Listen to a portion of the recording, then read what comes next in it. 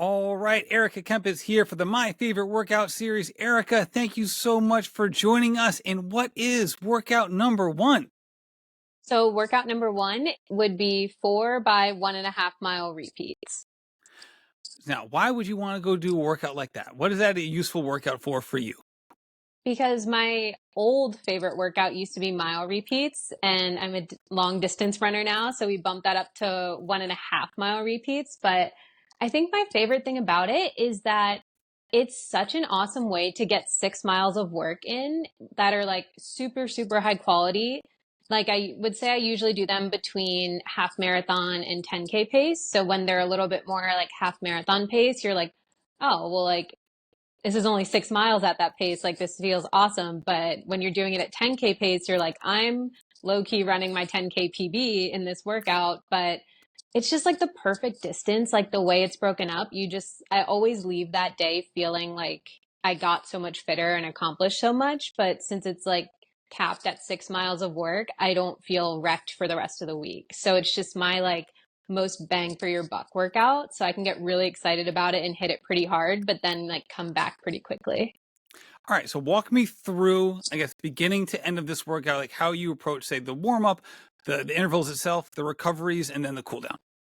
Yeah, so I like would prepare it as if I was going to go do Ks, even though like it's a little longer because you just want to feel really, really warmed up, even though you're quote unquote only going out at half marathon pace. I warm up like I'm about to race a 5K because then it makes that first rep feel so, so much better. And like the length of those reps, like you might come through the mile still feeling kind of like, oh, like still getting warmed up, but that last half mile is where like you build all your fitness and where you really find your strength, but then it's over because it's like less than 10 minutes of running and you're like, oh, well, I can do this for like way less than 10 minutes.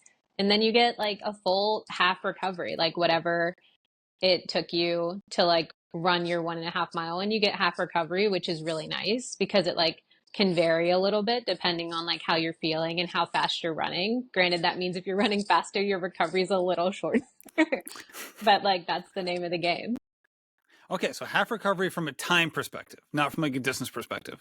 Yes. Okay, okay, that's good to know. All right, so when you're setting out, you gave a couple different ranges in terms of like the pace, right? From a half marathon, Yeah. for you, so we're talking, 68 to 71 minutes for half marathon in total, and then also faster than that, right? Depending on like where you are in the season, and Yeah. then 10K for you, we're talking about the low, what, 30, 31 type range. So that's a big difference. So do you have certain days where like you might be targeting more towards the half marathon side, or is this kind of like a progression run? How do you decide on the pacing for this workout? Yeah, we really just kind of let the day decide.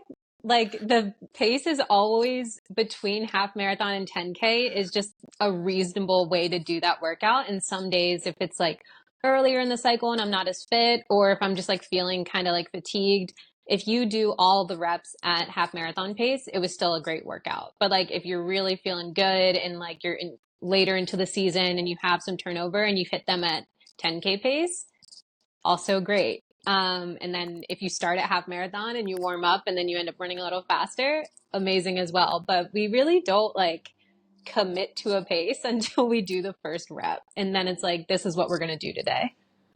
And where do you do these? Like, is there a certain spot? Like, I should say, you're a Rhode Islander. This is great. So I'll be able to know exactly what you're talking about. But just generally speaking, like, are these road stuff? Is it flat road? Is it track? Are you trying to mimic like a future race that's coming up? Like, how would you choose the location? I've done it across locations, which is like also really nice. So I've done it a lot on the loop by Brown Stadium. It's like a 2 mile road loop, which is really nice. I love doing it on Is East that Bay Bike Path. Blackstone Boulevard or like We don't Tabor and those actually, roads? yeah, like Okay. Tabor and those roads. Well, not Tabor. So we start on Sessions or Elm Grove. It's like Okay. mostly Elm Elm Grove. Yeah. Grove. Yeah. And Yeah. then you like loop through the neighborhood.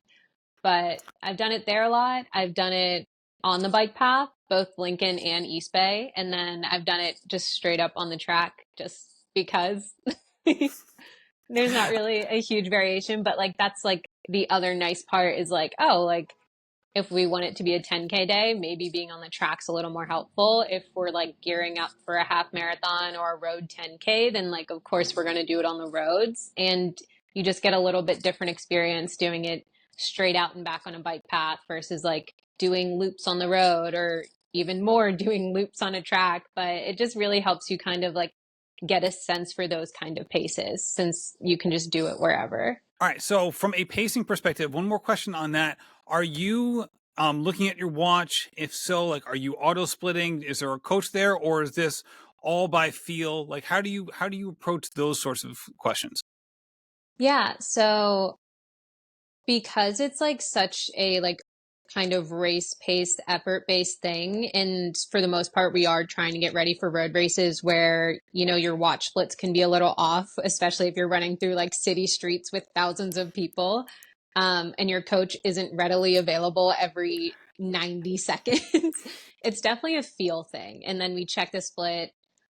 If I think it's really hard or like I'm just not having a great day, I might check my time at the mile split just to like get a gauge for it. Like, is it hard because I'm running too fast, or is it hard because like I'm just having a hard day? And then just kind of adjust that last 800, whether it's a tough it out day or a back off kind of day. But for the most part, it's just kind of start, and then what can I confidently hold for the next like 7 to 8 minutes? And like it just really helps me kind of like get a gauge for myself so that I can do it on race day.